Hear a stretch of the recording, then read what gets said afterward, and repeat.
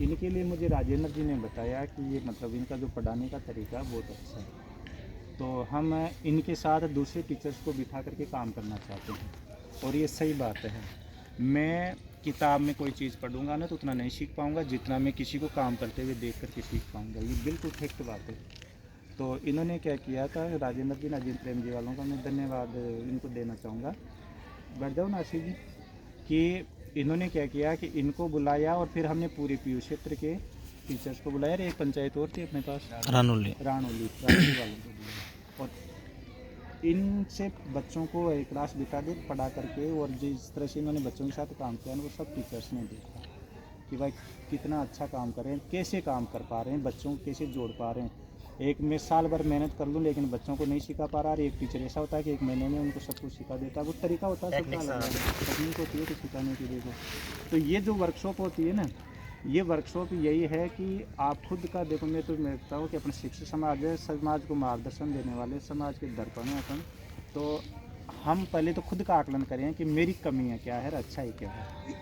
ये चीज़ तो मैं कर पा रहा हूँ और ये चीज़ मैं नहीं कर पा रहा। तो मैं नहीं कर पा रहा तो फिर मैं मेरे दूसरे साथी से पूछूं। मैं जैसे अगर प्रशासनिक दृष्टि से देखूं, मैं संस्था प्रधान हूँ, तो जो काम मैं इजीली कर पा लेता हूँ वो तो ठीक है उनकी। लेकिन कुछ काम ऐसे होते हैं कि जो मैं नहीं कर पाता, तो फिर मैं बराबर के साथी से पूछता हूँ यार ये काम तुमने कैसे किया, मुझे ये बताओ।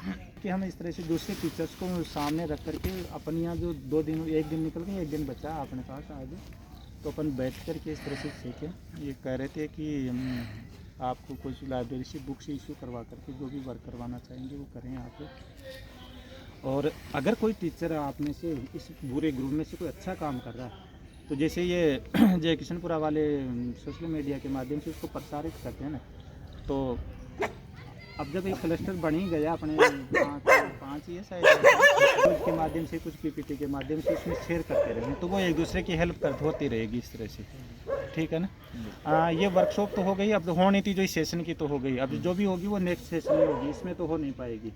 लेकिन फिर भी मान लीजिए कि इलेक्शन के बीच में से कोई टाइम निकाल करके कभी मान लो जिम प्रेमी वालों को बुला करके अपने एक वैसे एक दिन की वर्कशॉप, कभी हिंदी पर्यावरण वालों को बुला लिया एक दिन है ऐसे ऑफ रिकॉर्ड, मैं सीबीओ से बात कर लूँगा, यहाँ से आपको डीएल मिल जाएगी।